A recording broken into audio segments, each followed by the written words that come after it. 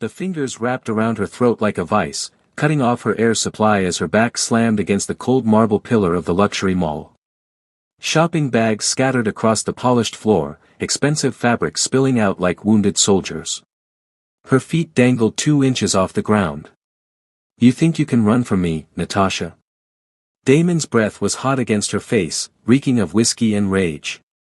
"You think signing those divorce papers meant you were free?" Natasha clawed at his hands, her designer nails breaking against his grip. Black spots danced in her vision. Shoppers gasped and scattered. Security guards shouted from somewhere far away, too far to matter. "I told you," Damon squeezed harder, watching her lips turn blue with sick satisfaction, "till death do us part." "And baby, I meant every word." She was going to die. Right here, in the middle of Seoul's most prestigious shopping center, surrounded by designer stores and horrified witnesses, her ex-husband was going to murder her. 2 years of restraining orders, therapy sessions, and running across an ocean to escape him, and it would end like this. Then she heard it. The sharp crack of expensive leather shoes against marble, moving with purpose. A voice cut through the chaos like a blade through silk, speaking in Korean so cold it could freeze fire. "Release her. Now." Damon laughed without turning around. "Mind your business, pretty boy. This is between me and my wife." "Ex-wife," the voice corrected. "And you have exactly 3 seconds to remove your hands from her throat before I remove them from your body. Permanently." Something in that voice made Damon's grip falter. Not a threat. A promise. The kind of promise that came from a man who had made good on such promises many times before. Damon turned his head slightly, and Natasha watched the color drain from his face. Standing behind them was the most beautiful and terrifying man she had ever seen. Tall, broad-shouldered, with sharp features that looked carved from stone. His black hair was swept back from a face that belonged on magazine covers and warning labels. He wore a charcoal suit that cost more than most people's cars, and he was slowly, deliberately rolling up his sleeves, revealing forearms covered in intricate tattoos that told a story only certain people could read. Behind him stood 6 men in black, each one looking like they ate danger for breakfast. "Do you know who I am?" the man asked softly, and somehow that soft voice was more terrifying than any shout. Damon's hand loosened. Natasha gasped for air. "I asked you a question." The man took another step forward. "Do you know who I am?" Damon released Natasha completely. She crumpled to the ground, coughing and gasping, her hand flying to her bruised throat. "I don't know, and I don't care," Damon spat, but his voice wavered. "This doesn't concern you." The man smiled. It didn't reach his eyes. "I am Kang Jae-won. And everything that happens in this city concerns me."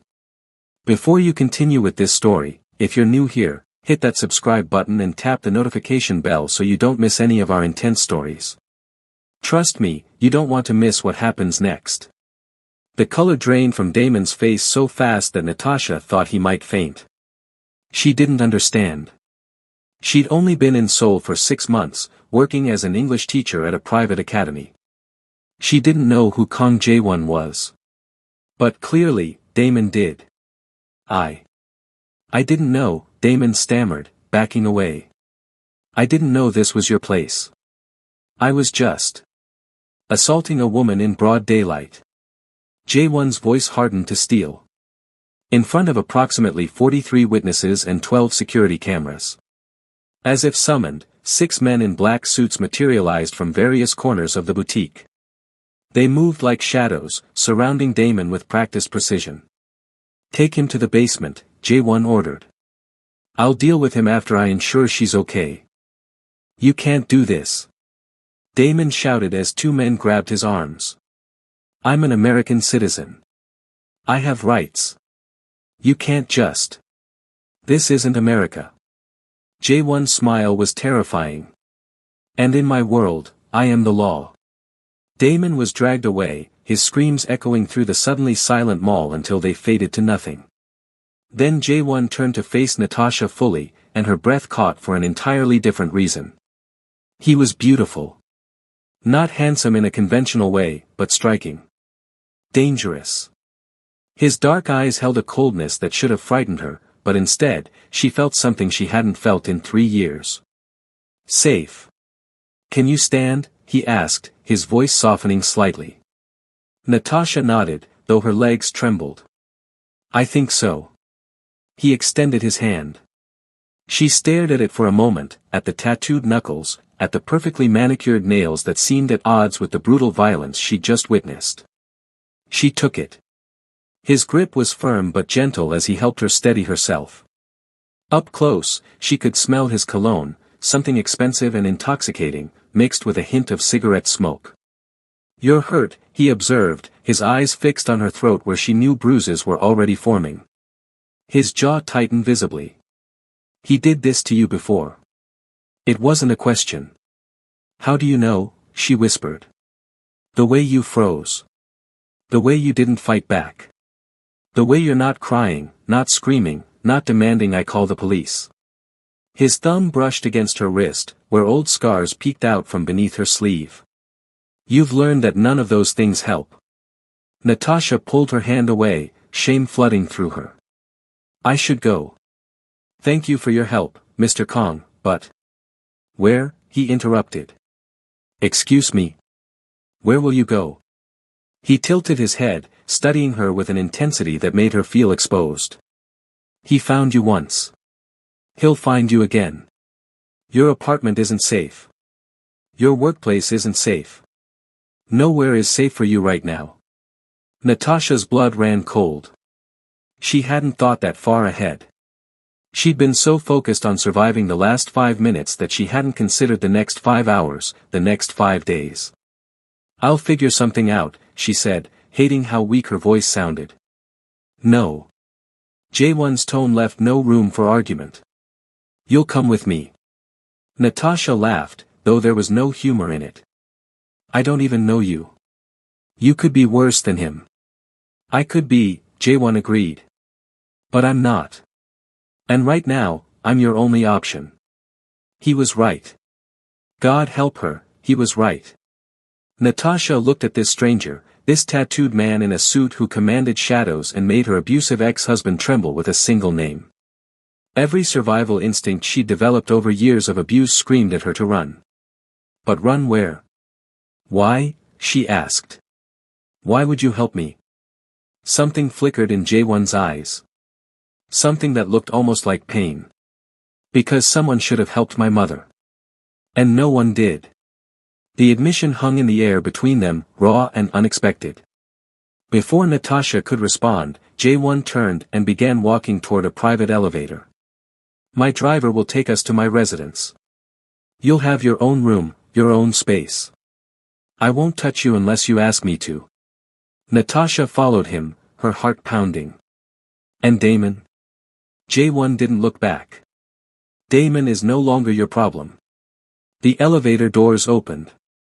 Natasha stepped inside, standing beside a man she'd known for less than 10 minutes, a man who was either her salvation or her destruction. She had a feeling there would be no in-between. The penthouse was nothing like Natasha had expected. When Jaewon had said, residence, she'd imagined something cold and sterile, all black leather and sharp edges to match his intimidating demeanor.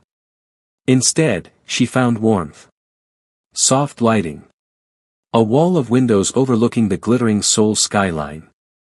Books everywhere, shelves overflowing with novels in Korean, English, French, Japanese.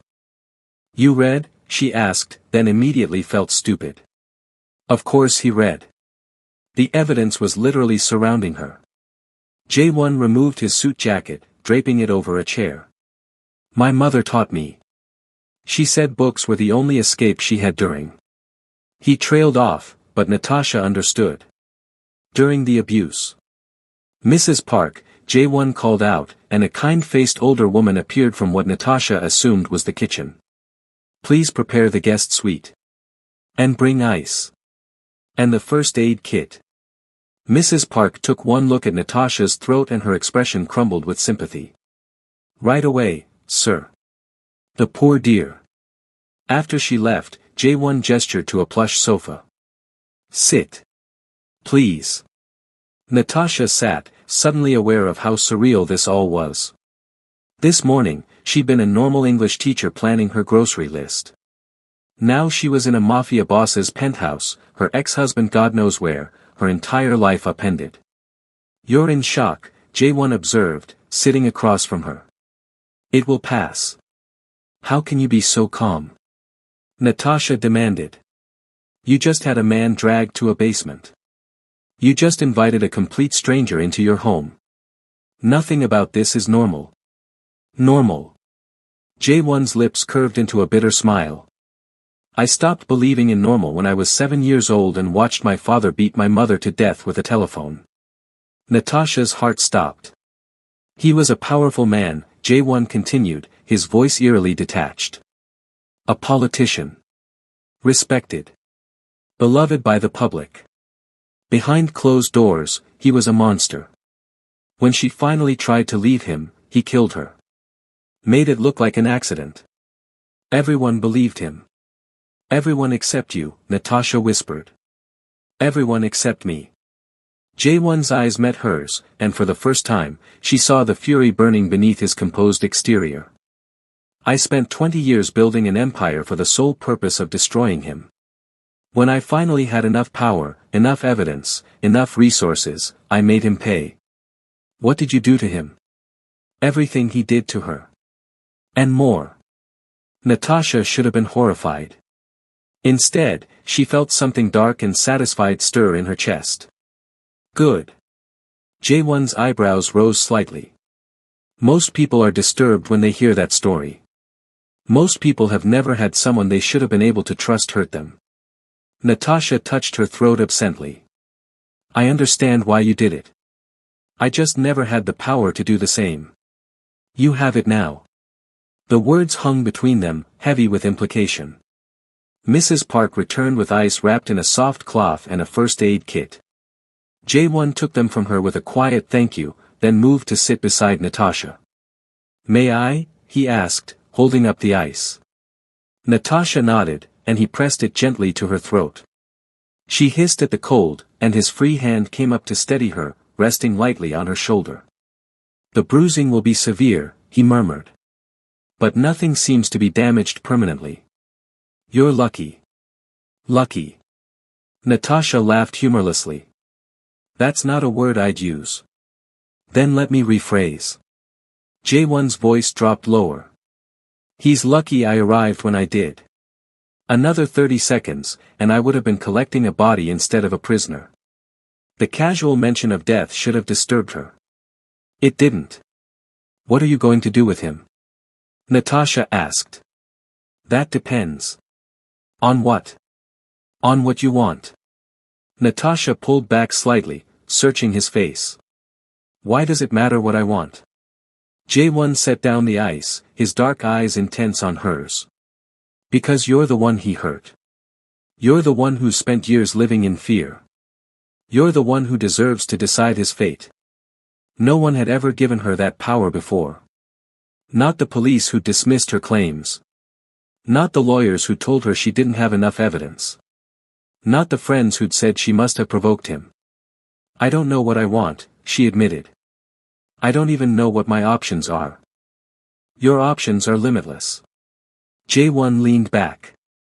"I can make him disappear permanently. I can make him suffer indefinitely.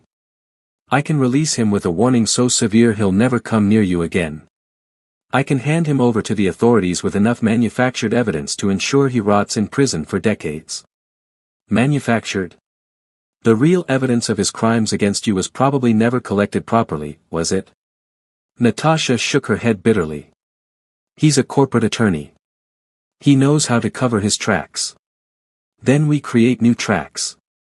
Better ones. Ones that lead exactly where we want them to." Natasha stared at this man, this beautiful, terrifying man who was offering her something she'd never dared to dream of. "Justice. I need time," she finally said.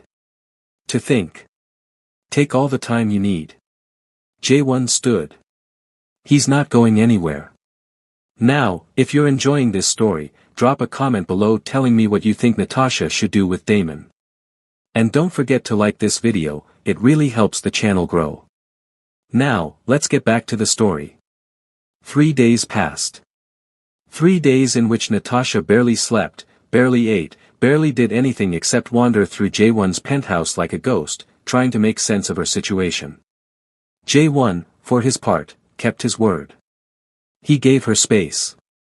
He didn't push, didn't pry, didn't try to influence her decision. He left for work early each morning, returned late each night, and the only evidence of his presence was the meals left outside her door and the occasional knock to check if she needed anything. On the 4th day, Natasha finally emerged from her room and found him in the living room, staring out at the city lights with a glass of whiskey in his hand. "Can't sleep?" she asked. He turned, and something shifted in his expression when he saw her. "I rarely do. And you?" "Same." Natasha moved to stand beside him at the window. "I keep seeing his face. Feeling his hands. No matter how many times I shower, I can't wash off the feeling of him touching me." Jaewon's grip on his glass tightened. "You will. Eventually. It takes time." "How long?" "I don't know.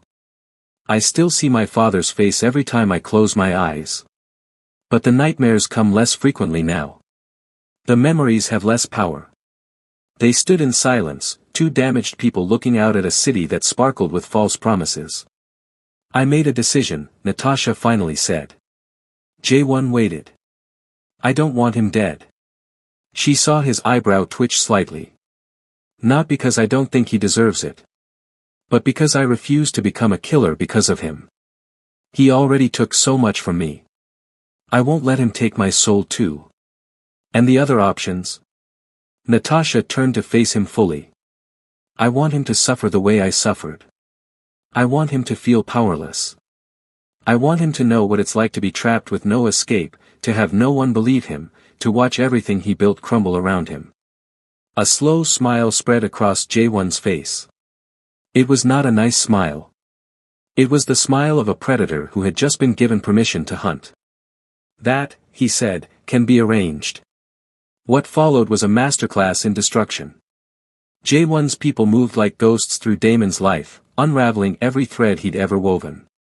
His prestigious law firm. Suddenly facing fraud allegations from a dozen former clients. His expensive condo in Manhattan.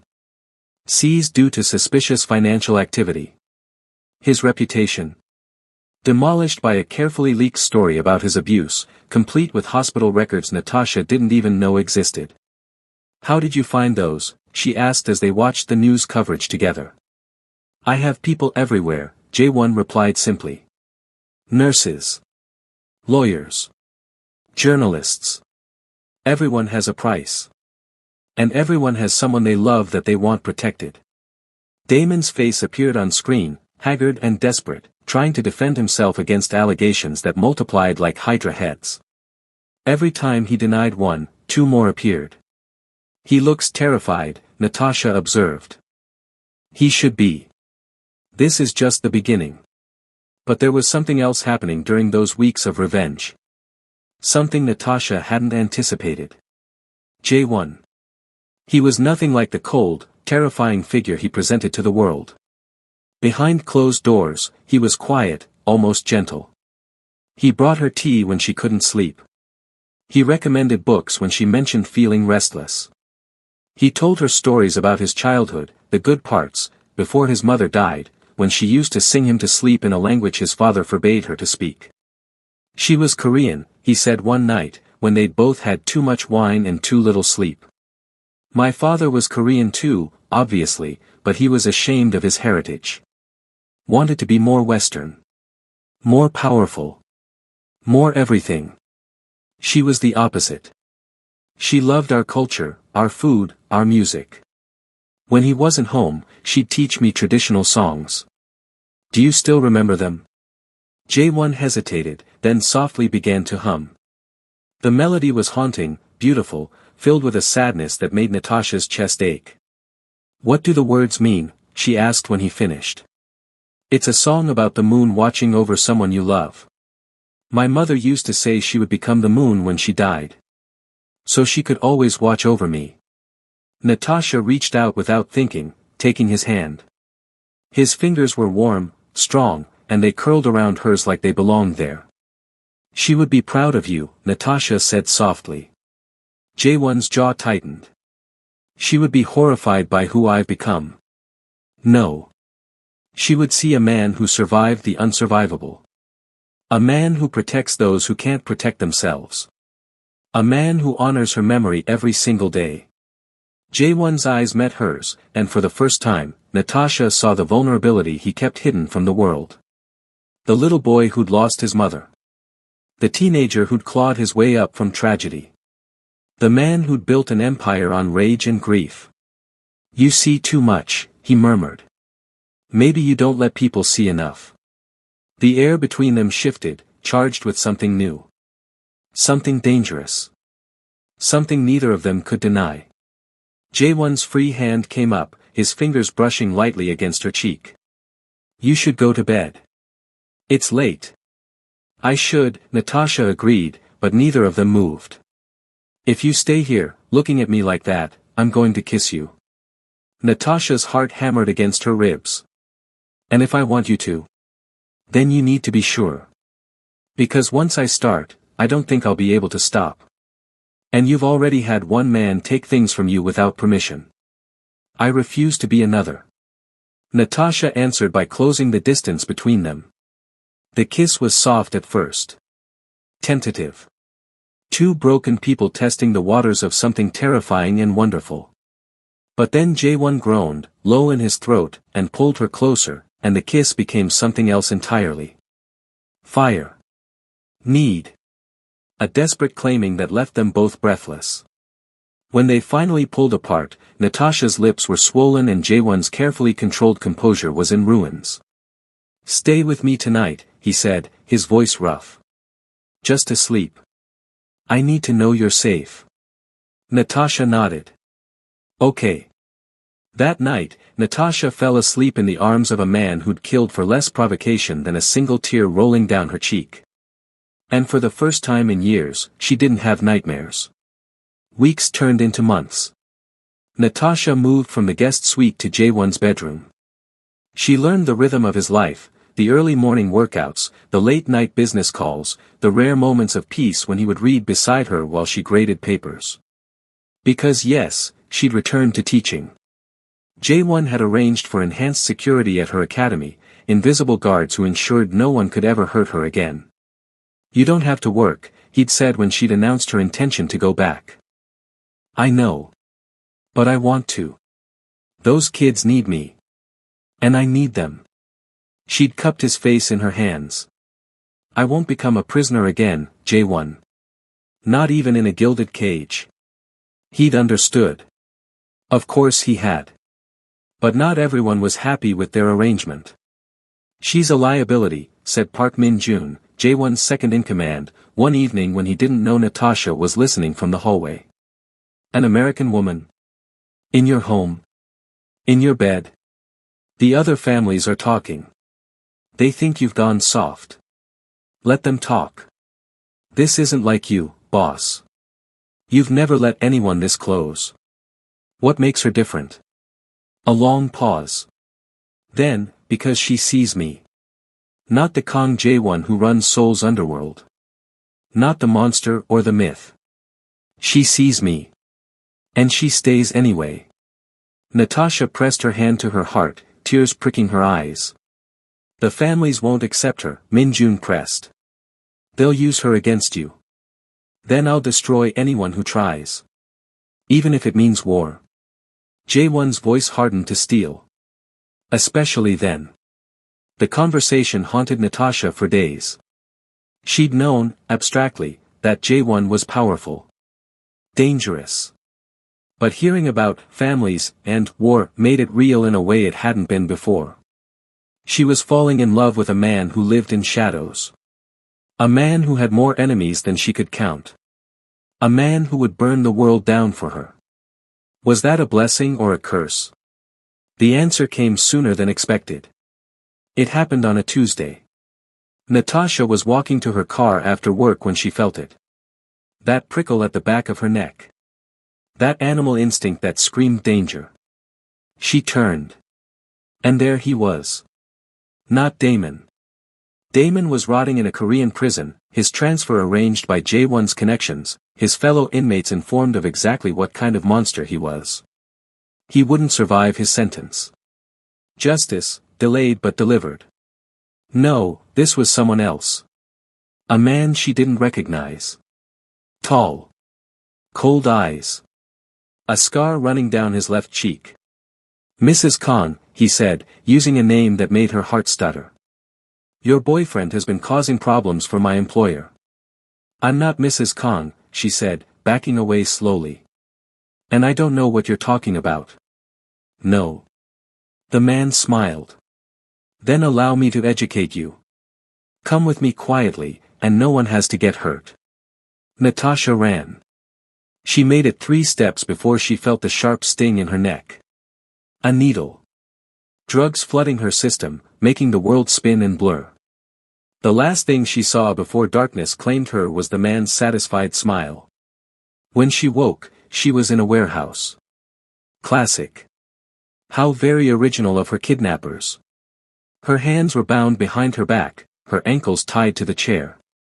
A single light bulb swung overhead, casting dancing shadows across the concrete floor. Good, you're awake. Natasha blinked, her vision clearing, and found herself facing an older man. Distinguished. Silver hair. Expensive suit. He looked like someone's grandfather. Who are you? She demanded, her voice steadier than she felt. My name is Chairman Yoon.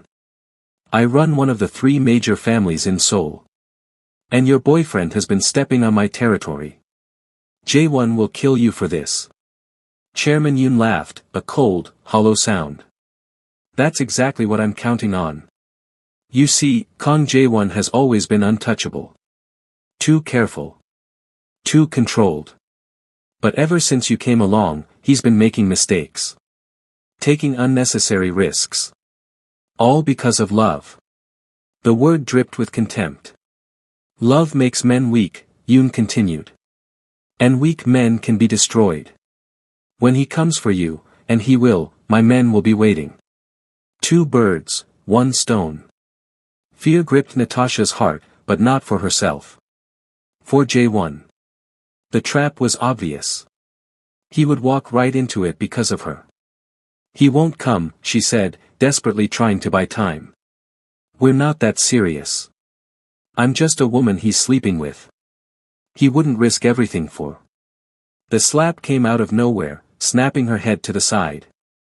Don't insult my intelligence, Yoon hissed. I know what you mean to him. My spies have been watching for months. The great Kang Jae-won, the coldest man in Seoul, reduced to a lovesick fool by a foreign English teacher. Blood trickled from Natasha's split lip. She tasted copper and rage. He'll kill you, she said again, quieter this time. And I hope I'm alive to watch. Yoon smiled. We'll see. Hours passed. Or maybe minutes. Time lost meaning in the dark. Natasha worked at her bonds, ignoring the way the rope cut into her wrists, ignoring the blood running down her fingers. She would not wait to be rescued like a damsel. She would not let Jae-won walk into a trap. The ropes loosened slightly. Then more. Come on, come on, come on. A commotion outside the warehouse doors. Shouting. Gunfire. He's here. Natasha renewed her efforts with desperate energy. The ropes gave way just as the doors exploded inward. But it wasn't Jae-won who entered first. It was Mrs. Park. Sweet, motherly Mrs. Park, who made the best kimchi jjigae and always tucked Natasha in when she fell asleep on the couch. Mrs. Park, holding 2 guns and dropping men with shots so precise they were almost surgical. Natasha's jaw dropped. Behind Mrs. Park came a flood of men in black, and at their center, Jae-won. His face was expressionless, but his eyes, God, his eyes were burning with a fury so intense it was almost physical. Chairman Yoon emerged from the shadows, a gun pressed to his own temple. One more step, and I'll. You'll what? Jaewon's voice was terrifyingly calm. Kill yourself. Save me the trouble. He kept walking. I'll kill her. Yoon screamed, swinging the gun toward Natasha. I'll. A shot rang out. Not from Jaewon. From Natasha. She'd grabbed a fallen guard's weapon while everyone was focused on the standoff. Her hands were shaking, her aim was terrible, but at this range, it didn't matter. Yoon crumpled to the ground, clutching his knee, screaming in agony. That was for slapping me, Natasha said, her voice trembling with adrenaline. Do you want to see what I do for kidnapping? Jaewon was at her side in an instant, pulling her against him so hard she could barely breathe. You're alive. You're alive. Thank God, you're alive. I'm okay, she whispered against his chest. I'm okay. I got myself free. I was going to. I know. I know you were. He pulled back, cupping her face in his hands, his eyes searching hers. You're magnificent. You know that? Absolutely magnificent. I'm also terrified. And I think I might throw up. And why does Mrs. Park know how to shoot like that? Jaewon laughed, a slightly hysterical sound of relief. She's former intelligence. Retired. I hired her as my housekeeper because I needed someone who could protect the house if I wasn't there. Of course you did. Natasha started laughing too, the absurdity of everything crashing over her. Of course the sweet grandmother who makes me breakfast is actually a spy. Former spy. Oh, well, that makes it completely normal. They held each other in the middle of the carnage, laughing and crying and utterly, completely alive. Now, before we continue to the ending of this story, make sure to hit that like button and subscribe to this channel if you haven't already. Trust me, you don't want to miss our next story. Now, let's see how this all ends. 3 months later. Natasha stood on the balcony of the penthouse, watching the sun set over Seoul. The city had become home in ways she'd never expected. The language, the food, the culture, she'd embraced it all. But more than that, she'd embraced her new life. Her new self. Arms wrapped around her from behind, and she leaned back into Jaewon's chest. What are you thinking about? He murmured against her hair. Everything. Nothing. How strange life is. Strange how? Natasha turned in his arms. A year ago, I was hiding in a tiny apartment, jumping at every sound, convinced that I would never feel safe again. Now I'm living with the most dangerous man in Korea, and I've never felt more protected. Dangerous? Jaewon's eyebrow rose. Is that how you see me? It's how the world sees you. But I see something different. What do you see? Natasha reached up, tracing the line of his jaw. A man who's spent his whole life building walls to keep people out.